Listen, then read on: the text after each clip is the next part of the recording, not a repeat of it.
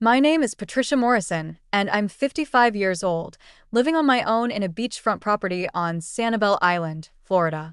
That particular Friday evening, I had just wrapped up dinner by myself, which was pretty typical for me these days.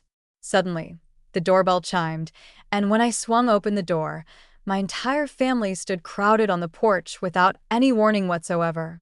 Not a single message, not even a quick phone call to let me know they were coming. Standing there were my parents, my younger sister Allison with her husband Derek, along with three enormous pieces of luggage that they immediately hauled into my entryway as if they already had ownership of the place.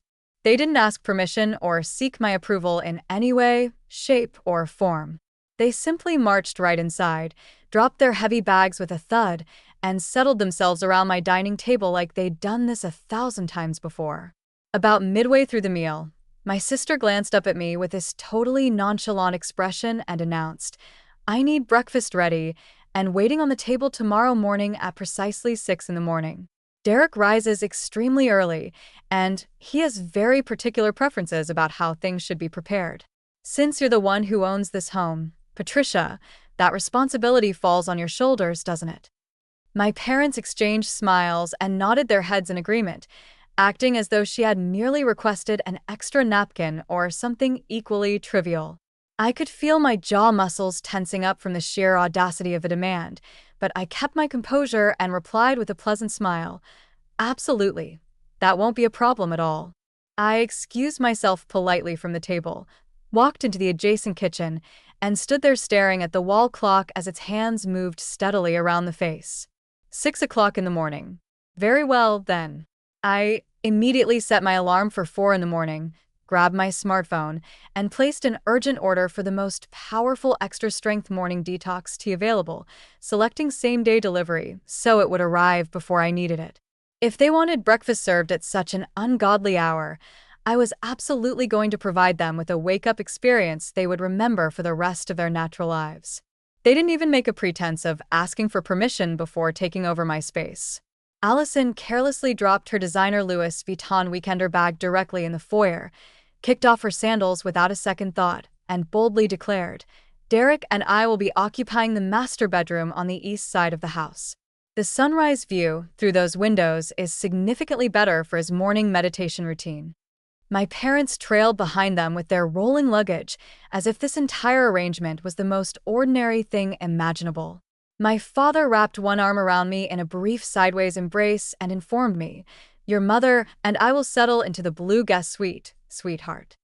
That was the identical room they had occupied last Christmas. Last Christmas, when they had stayed for 3 days straight, completely emptied out my refrigerator, and my mother spent the entire visit complaining endlessly that the guest mattress was far too firm for her liking. I swallowed down that unpleasant memory and forced myself to maintain a friendly smile. By the time we all gathered around the table to eat, the family dynamics had already been firmly established. Derek positioned himself at the head of the table, which had always been my father's customary spot when he visited. He poured himself a generous glass of the expensive Cabernet wine that I had been saving for a special occasion, swirled the dark liquid in the glass like some kind of connoisseur who had every right to be there, and launched into a lengthy discussion about property values on Sanibel Island as casually as other people discuss weather patterns. "You must realize that this particular stretch of coastline alone is currently valued at well over 8 figures, he stated confidently, gesturing broadly toward the Gulf waters visible through my windows, as though he had personally constructed the entire beachfront himself. Single owner, completely free of any mortgage, paid off entirely with the divorce settlement funds. That level of equity is exceptionally rare in today's real estate market." My mother gazed at him with obvious admiration shining in her eyes. "Derek has been meticulously studying the local market conditions here for many months now. He says potential buyers are practically begging for waterfront lots with this kind of direct beach access." Allison leaned closer to Derek, resting her chin affectionately on his shoulder, and suggested, "We've been thinking quite seriously, sis, that you're basically rattling around in all this enormous space completely by yourself. Why wouldn't you consider subdividing the North Acre, constructing a speculative luxury home on that portion, and allowing Derek to manage the entire sale process? The real estate commission alone from a transaction like that would set Mom and Dad up financially for many years to come. Dad nodded with obvious enthusiasm written across his face. Social Security payments barely cover the annual property taxes on the Ohio house anymore, sweetheart. Inflation is absolutely killing us financially. I carefully set down my fork on the plate. You're suggesting that I subdivide my land? Not subdivide exactly. Derek corrected me smoothly, his voice dripping with practiced charm. Think of it more as strategic monetization of underutilized assets. You would retain ownership of the main residence, maintain all your privacy, and still walk away with 7 figures in cash after all the fees and commissions are deducted. It's a situation where everybody wins. Allison stretched her arm across the polished table and squeezed my hand like we were still teenagers sharing intimate secrets in the bedroom we once shared. Come on now, sis. You don't even use those back 2 bedrooms on a regular basis.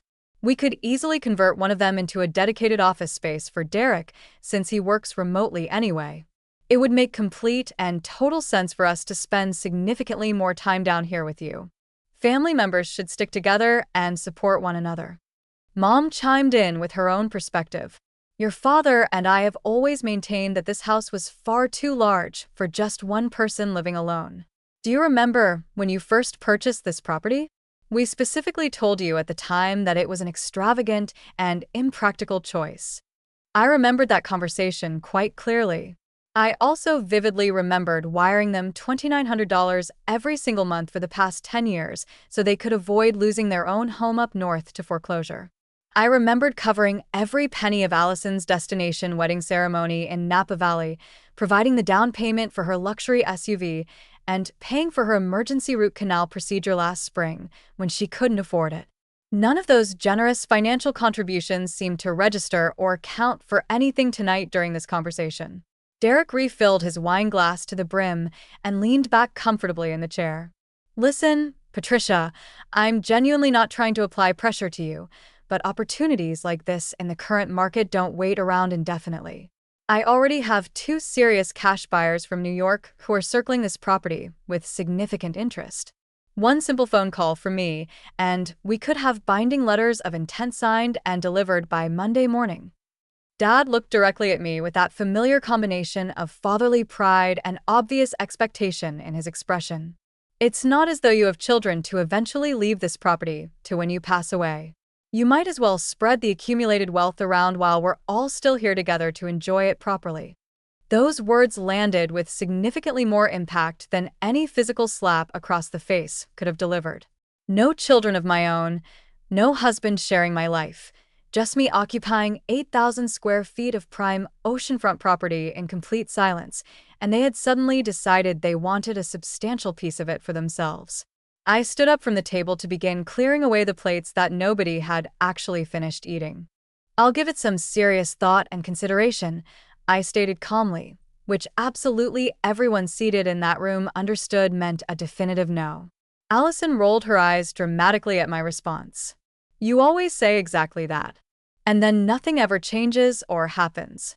Derek gave her a subtle shake of his head, that universal husband signal that means drop the subject immediately. Instead, he turned to me with a practiced smile displaying all his perfectly white teeth and carefully rehearsed warmth in his voice. No rules whatsoever, Patricia. We're planning to be here for the entire week ahead. That gives us plenty of time to review the detailed financial numbers together. An entire week. They had unilaterally decided to impose on my hospitality for a full week without even bothering to ask whether it was convenient for me. I methodically loaded the dishwasher while they relocated to the living room, already engaging in animated discussions about where they should position the Christmas tree if they started making this an annual tradition every year. Mom inquired whether the outdoor kitchen equipment was still functional. Dad wanted specific information about whether the boat lift down at the dock was currently operational. Allison laughed loudly while fantasizing about throwing elaborate parties for Derek's wealthy investor friends at my property. I quietly slipped out through the side door and walked slowly down the sandy path leading to the beach. The tide was steadily coming in, loud and utterly indifferent to human concerns. I stood there motionless until my feet went completely numb in the cold, wet sand beneath me.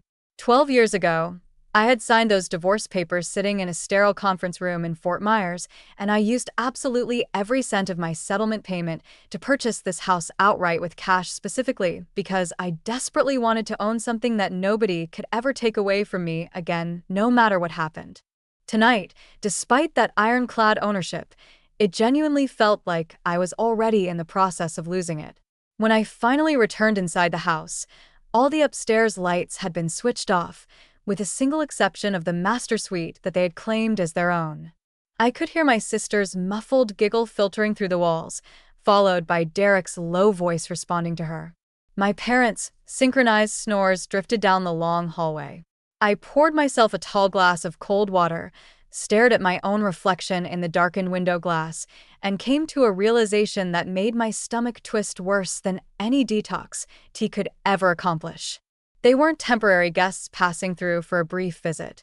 They had deliberately come here with the intention to stay permanently. My alarm erupted at precisely 4 o'clock in the morning. I was already wide awake at that point, my heart pounding harder inside my chest than it had in many years. I quietly slipped out of bed, threw my robe around my shoulders, and padded barefoot down the wooden staircase toward the kitchen. The entire house was absolutely silent except for the steady, low hum of the refrigerator and the rhythmic sound of waves crashing against the shore outside. I began pulling everything out of the cabinets and refrigerator like I was operating a 5-star luxury brunch service for demanding guests. Fresh sourdough bread from the artisan bakery down the road went into the toaster, spread thick with garlic butter. Farm-fresh eggs went into the pan for soft boiling, timed at exactly 6 minutes for perfect consistency. Fresh strawberries, plump blueberries, and ripe mango slices were artfully arranged on a pristine white serving platter. Orange juice squeezed entirely by hand, straining out all the pulp. The premium Colombian coffee beans were ground fresh, releasing their rich aroma throughout the kitchen. Then I carefully opened the small brown package that had been delivered to my doorstep the previous afternoon. Extra strength morning detox tea, deep cleanse formula specifically designed for rapid results. The warning label printed in tiny letters caution not recommended to exceed 1 single bag per day under any circumstances. I deliberately dropped 6 individual tea bags into the largest ceramic teapot I owned, poured boiling water directly over them, and allowed the mixture to steep until the liquid turned almost completely black. The smell rising from the pot was sharp and distinctly medicinal in character, but I told myself repeatedly that it was merely concentrated herbs and nothing more dangerous than that. By 10 minutes before 6 o'clock, the dining table looked absolutely perfect and professionally arranged. Crisp white linen napkins folded in an elegant restaurant style, gleaming silverware precisely lined up beside each plate, and the powerful detox pot sitting there innocently beside the regular coffee carafe.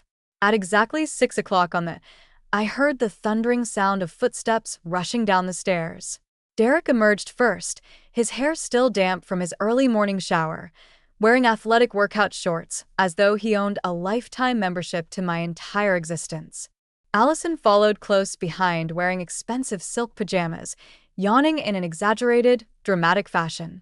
My parents shuffled in last, with Mom tightly clutching her bathrobe around her body and Dad already voicing complaints that the air conditioning temperature was set far too cold for his comfort. Derek surveyed the elaborate spread of food before him and actually clapped his hands together once in approval. Now that's what I call proper service and hospitality. Take a good look at this, babe. Your sister really went all out for us this morning. Allison smoothly slid into the chair positioned at the head of the table, the specific seat where I usually sit for every meal, and poured herself an enormous mug of the concentrated detox tea without bothering to ask what it actually contained. Finally, someone around here truly understands hospitality and how to treat family, she declared before taking a long, deep sip. This tastes incredibly healthy and beneficial. Excellent work, Patricia dear.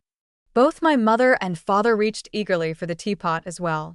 Dad even made a joke about it, saying, "If this stuff keeps me regular at my advanced age, then sign me up for daily servings."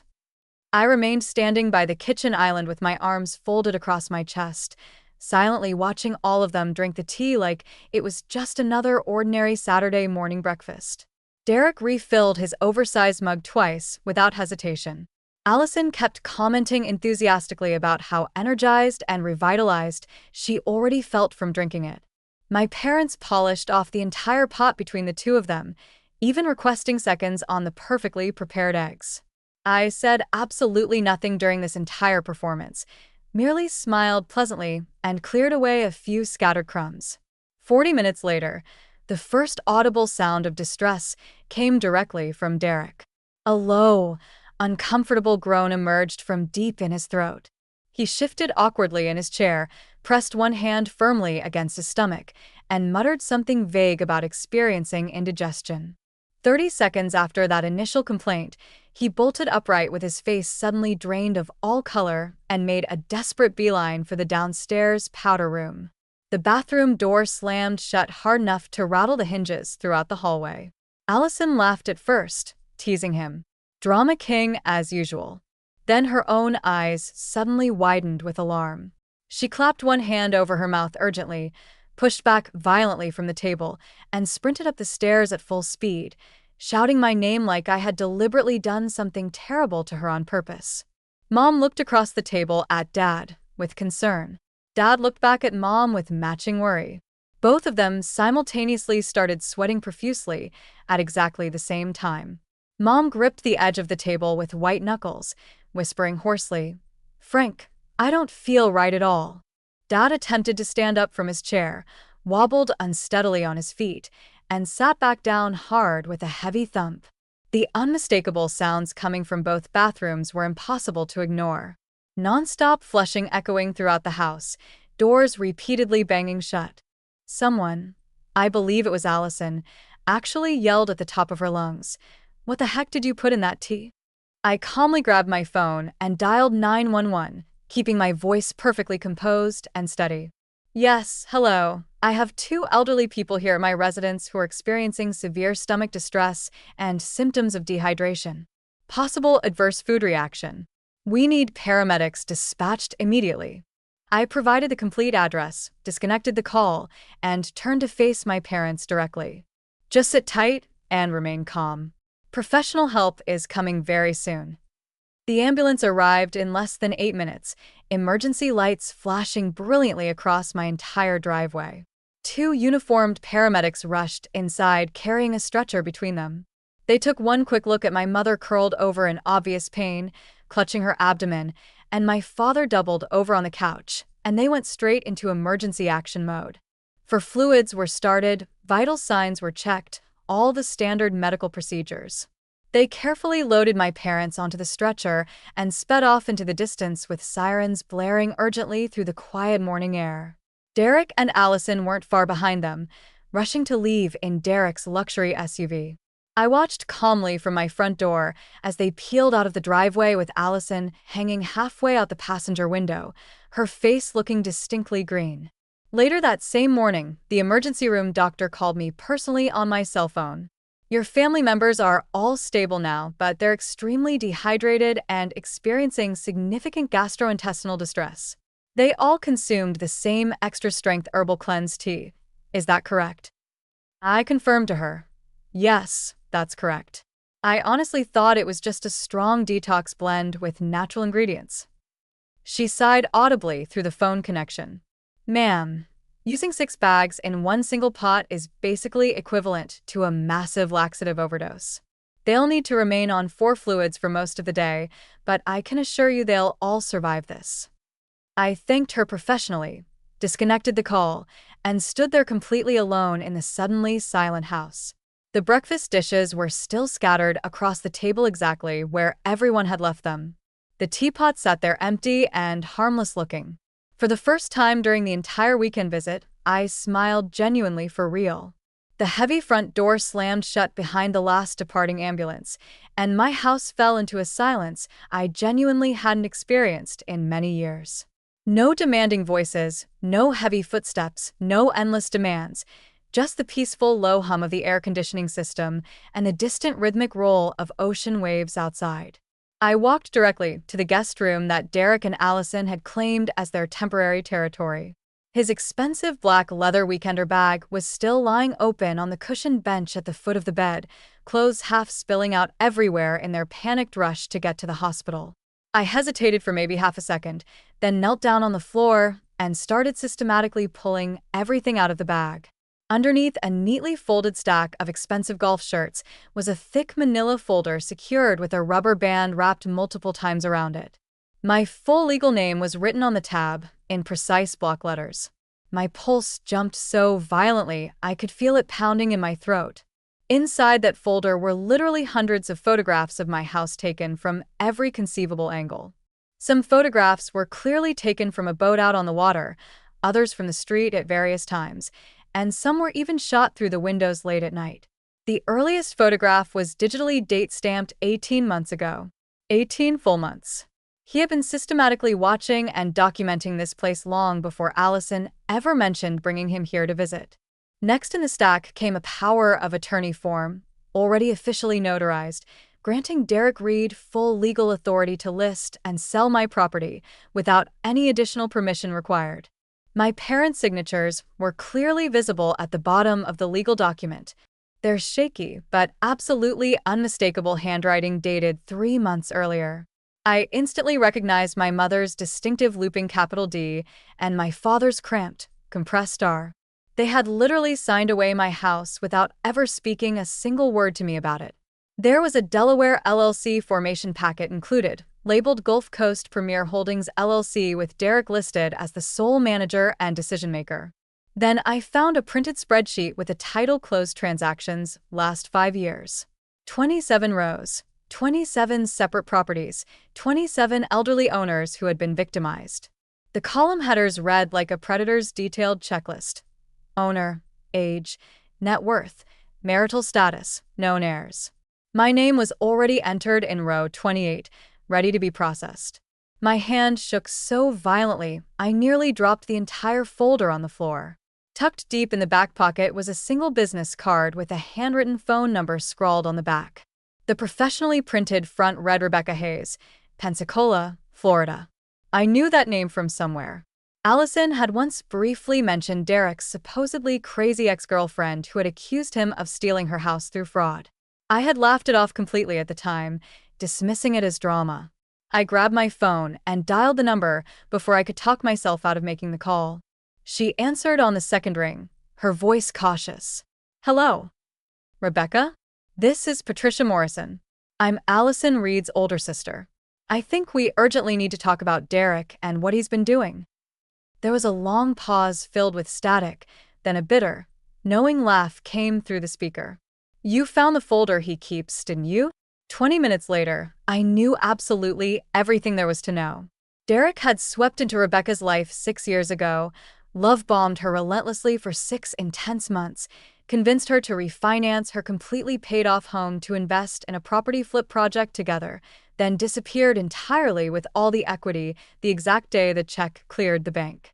She lost the house, lost all her savings, and almost lost her freedom when the bank aggressively foreclosed on the property. She still had all the police reports, the quitclaim deed with her signature forged on it, the entire detailed paper trail documented. She emailed every single document while we were still actively talking on the phone. I asked carefully if there were other victims besides herself. She gave me one more name without hesitation. Ruth Patterson, 83 years old, Pensacola. I called immediately, and Ruth picked up on the very first ring, her voice trembling but still mentally sharp.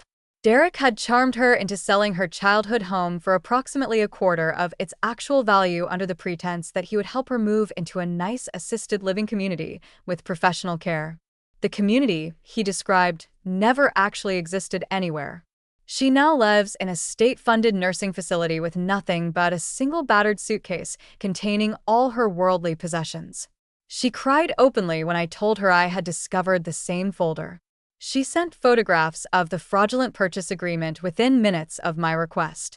I methodically photographed every single page of Derek's folder, both front and back of each document, uploaded the entire set to a secure cloud drive with encryption, then emailed copies directly to my estate attorney in Naples with a subject line marked urgent, possible fraud involving my parents. I added Rebecca's and Ruth's complete contact information and requested that he immediately loop in whatever law enforcement contacts he had established relationships with. Then I opened the concealed safe hidden behind the removable panel in my office closet, carefully slid the original folder inside where it would be protected, and spun the combination dial to lock it securely. Whatever happened next, the critical evidence was now completely locked down and preserved. I walked slowly back downstairs and stood in the middle of the living room, staring at the couch where my parents had been sitting just hours earlier, casually sipping that tea and smiling at me like absolutely nothing was wrong. They had signed my house away behind my back. My mother, who still calls me every single Sunday morning to remind me to eat vegetables and take my vitamins. My father, who cried genuine tears when I paid off their mortgage 10 years ago as a gift. They had looked me directly in the eye last night and talked pleasantly about spreading the wealth around while Derek already held the pen they had used to betray me completely. The betrayal hit me harder than the anger ever could. It felt exactly like someone had reached deep into my chest and squeezed my heart until I couldn't draw breath. I poured myself a glass of cold water with hands that were visibly shaking and stood at the kitchen island staring at the breakfast dishes still scattered randomly across the table. The detox teapot sat there empty, looking completely innocent. I knew one thing with absolute certainty at that moment. When they all came back through that door, everything was going to change dramatically, and this time I would be fully ready for them. The doorbell rang again while the sun was dropping behind the Gulf horizon, turning the entire sky blood orange and purple. I opened the door, and there stood my older brother Marcus, still wearing his Dallas work boots covered in dust, duffel bag slung over one broad shoulder, eyes absolutely blazing with anger. He stepped inside without waiting for any invitation. "What the heck, Patricia? Mom's on the phone crying hysterically that you tried to kill everybody with some poison tea. Dad can barely speak coherently. Allison says you've completely lost your mind. I got the first flight out. Start explaining right now." I closed the door firmly behind him and pointed toward the kitchen island. "Sit down. You're going to want to see this before you decide who's actually crazy here." He dropped the bag with a thud, crossed his arms defensively, and leaned against the counter like he was ready for a physical fight. I opened my laptop computer, turned the screen toward him, and clicked on the first folder. The photographs loaded one after another in rapid succession. My house from every possible angle. Drone shots from above, night vision images, some clearly taken from the dunes across the street. The timestamp started 18 months back. Marcus frowned deeply. "Who took these pictures?" "Keep going through the files," I instructed. Next folder. The power of attorney document. My parents' signatures clear as day on the legal form. The date showing 3 months ago. Notary stamp from a UPS store in Cincinnati, Ohio. His face changed completely. That's definitely Mom's handwriting. I clicked again. Screenshots of text messages between Derek and my mother. "Derek, just sign where the arrows are pointing. Patricia will never know until it's done, and we're all taken care of financially. Mom, she won't even miss the money. She's got too much anyway." Marcus's jaw tightened visibly. I didn't stop there. I opened the audio file I had pulled from Mom's cloud backup account. "She still doesn't know I have access to her digital storage." Her voice came through the speakers, tiny but absolutely unmistakable. "After the sale, we split it 50-50. The girl lives alone. She doesn't need all that space. We raised her better than to be selfish." He stared at the screen for a long time without speaking. I let the silence stretch out between us. Finally, he rubbed one hand over his face and whispered hoarsely, "Jesus Christ." I opened the last folder, the spreadsheet with 27 names, ages, net worth estimates, and a column marked closed. My name sat in row 28, with the status listed as in progress. Marcus looked like someone had punched him directly in the chest. "This is fraud. Elder fraud. Federal time." I nodded slowly. Rebecca Hayes already lost her house in Pensacola. Ruth Patterson is 82 and living in a Medicaid facility because of him. I've got signed statements from both of them. He stood up abruptly, paced to the window, stared out at the darkening water. "Mom and Dad signed that paper. They did this. They knew. They knew enough. I confirmed. He turned back, eyes visibly wet with emotion. I've been sending them money every month. Too, Patricia. Not as much as you, but still substantial. And all this time, they were planning to sell your house out from under you. I didn't answer. I didn't need to answer that. Marcus walked over, pulled me into a hug so tight my ribs creaked. I'm sorry. I flew down here ready to tear you a new one, and I'm the idiot. This stops tonight. We sat back down and I walked him through everything again, slower this time, letting him read every single line carefully. When he finished Rebecca's police report, he slammed the laptop shut and said, "We're calling the cops right now." I already had the non-emergency number for Naples County Sheriff's Office pulled up on my phone. Marcus took the phone from my hand and hit call. He put it on speaker. The detective who answered listened for 90 seconds, asked 3 sharp questions, then said, "Stay put. I'm sending 2 units and applying for an emergency search warrant. Do not touch anything else in that bag." 43 minutes later, 2 deputies and a detective were in my living room. Marcus did most of the talking. I just handed over the external drive with every photo, scan, and recording timestamped and backed up in triplicate. The detective scrolled through the evidence, his face getting harder with every page. "This is more than enough for probable cause," he said. "Judge owes me a favor on a Sunday night. Warrant will be signed within the hour." While we waited, Marcus and I walked the house together, room by room, activating every security camera I'd installed after the divorce and never told anyone about. There were 12 in total: front door, back door, hallways, office, garage, even the dock.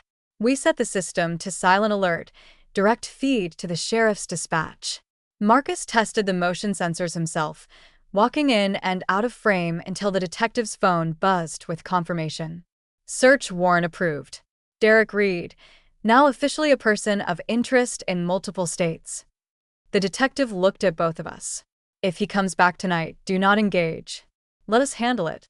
Marcus gave a short nod. "We're not leaving the monitors." The deputies took positions outside. Marcus poured us both coffee we didn't drink. We sat side by side in the dark office, screens glowing, watching empty hallways. For the first time since they had arrived, I wasn't alone in my own house. And for the first time in years, I had my big brother back.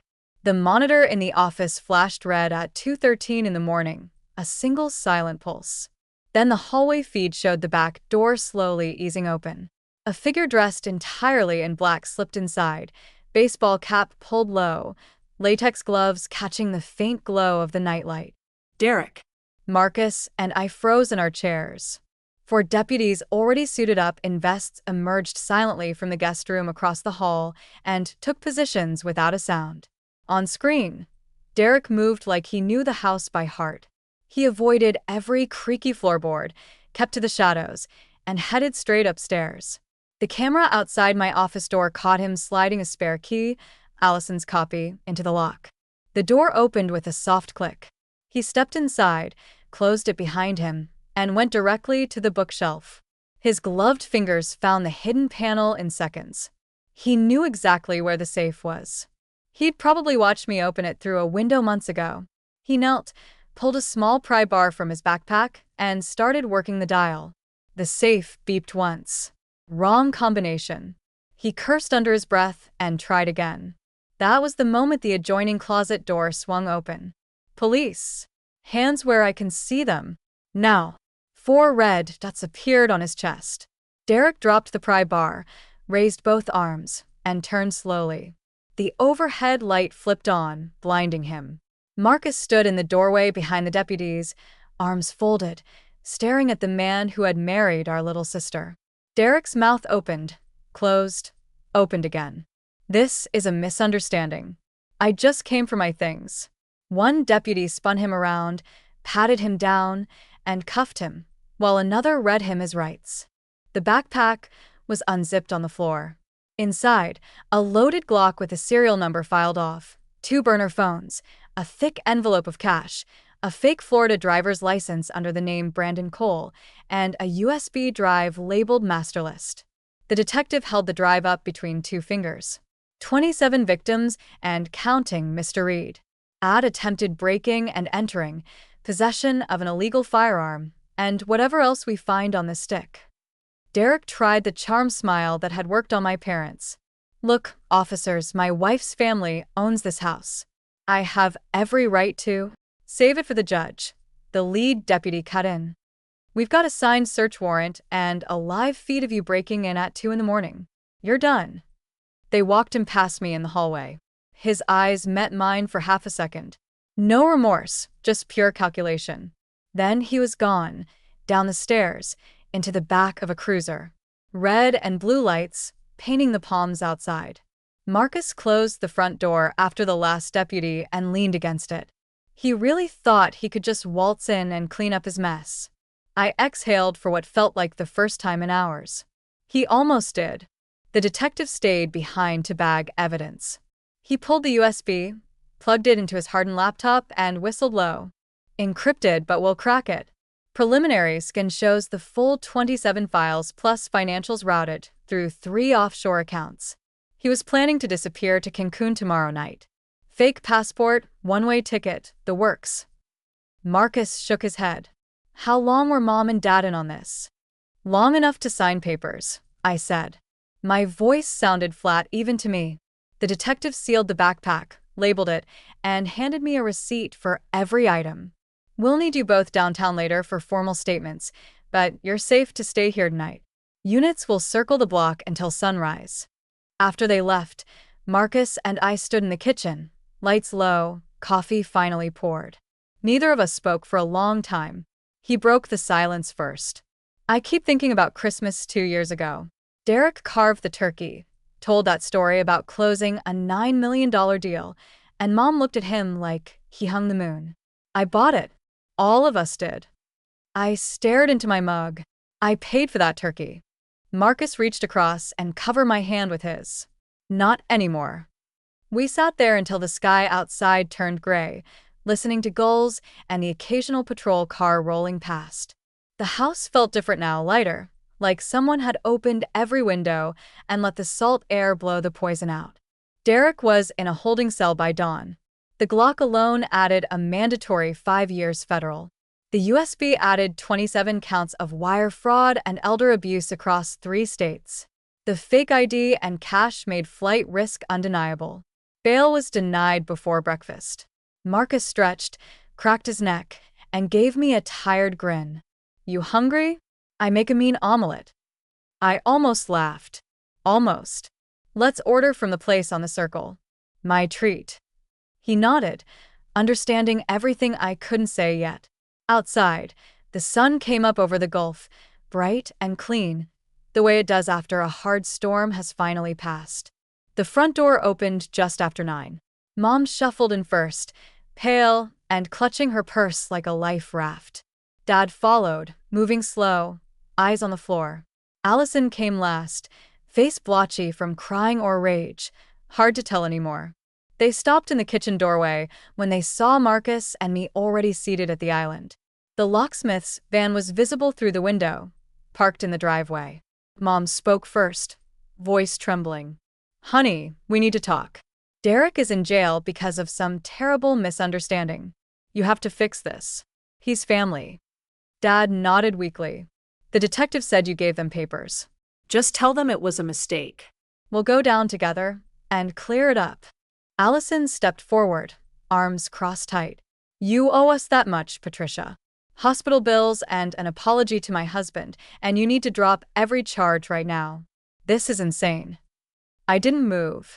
Marcus stayed silent beside me, letting me lead. I slid my phone across the marble and hit play. Mom's own voice filled the room. Once the closing happens, we split everything 50-50. She lives alone. She won't even notice until it's done. Another clip.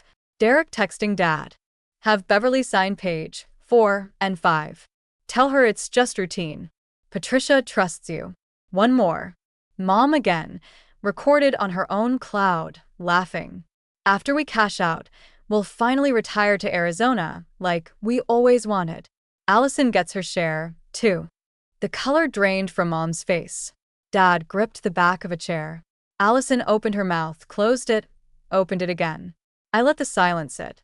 Mom found her voice first, small and pleading. We were in trouble, sweetheart. The house in Ohio is underwater. Reverse mortgage, credit cards, medical bills. We borrowed against everything. Derek said he could turn it around.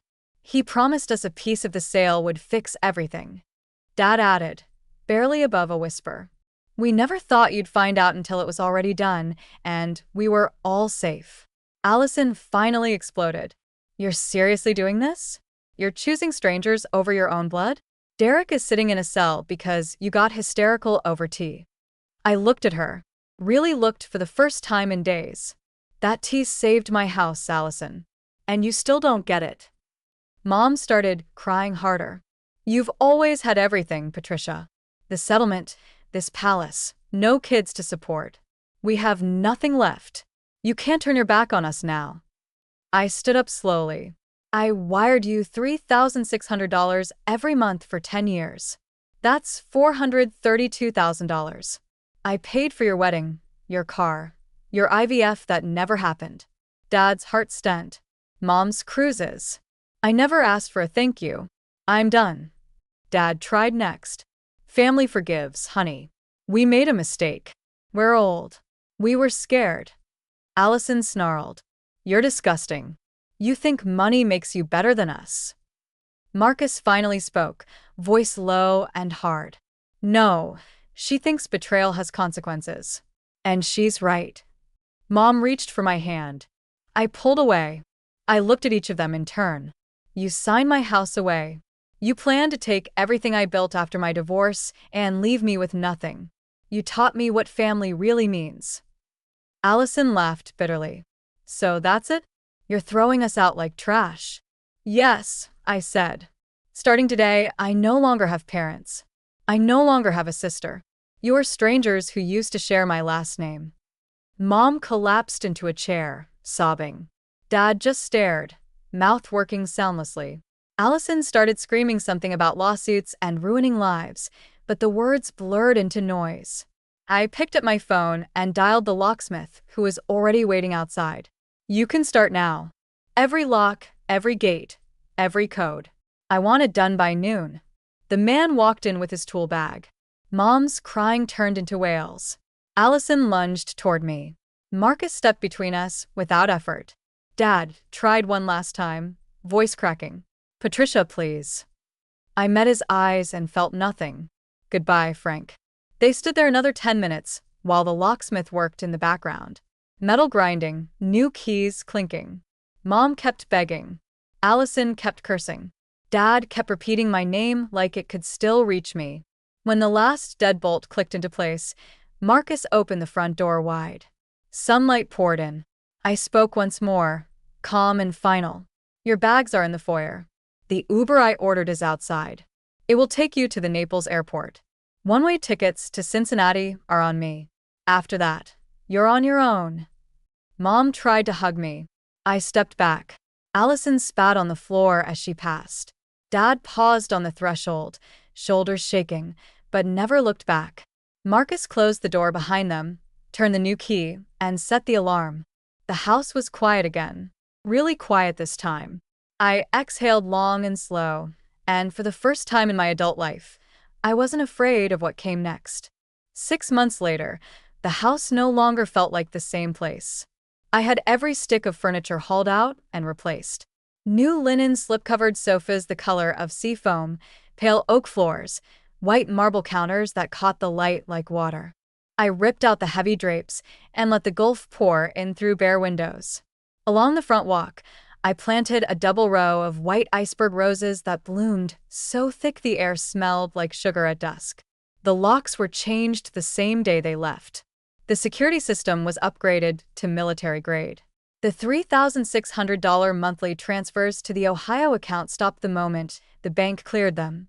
I never received a single thank you for the $432,000 I'd sent over 10 years. I no longer expected one. Derek's sentencing made the local news for 3 days.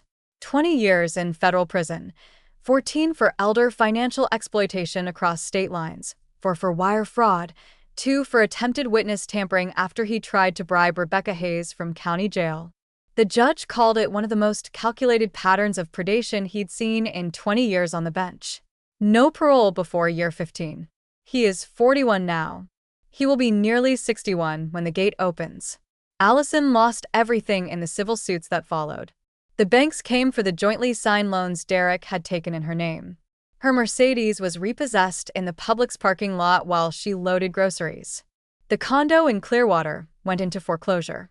She now lives in a one-bedroom apartment off Fowler Avenue in Fort Myers, scans items at a Walmart supercenter, and takes the bus because her license is suspended for unpaid tickets.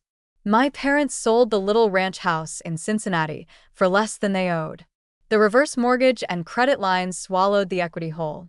They moved into a low-income senior apartment outside Toledo. 2 small rooms, thin walls, a hot plate instead of a stove. Social Security and food stamps keep the lights on. Mom's Christmas card never came this year. Marcus flies down every other month. We cook steaks on the grill, drink too much wine, and never mention the people who used to sit at that table. I still take my coffee on the same Adirondack chair facing west, but the view feels different now. The sunsets are the same fiery orange. The same gulls will over the water. But the weight in my chest is gone. Some evenings I bring a legal pad and write letters I never send. One to Rebecca, thanking her for the courage to speak first. One to Ruth Patterson, telling her the restitution fund finally came through. One to the detective who worked Sundays just to keep me safe. Sometimes I think about the word family and how strange it is that it can mean both the people who raise you and the people who try to bury you. I used to believe blood made forgiveness mandatory. I know better now. Cutting them out was not cruelty. It was surgery. The roses are in full bloom again. I walk the path every morning barefoot, letting the dew cool my feet. The house is quiet, paid for, mine in every way that matters. I have friends who choose to be here, a brother who chooses to stay, and a future I finally get to design for myself.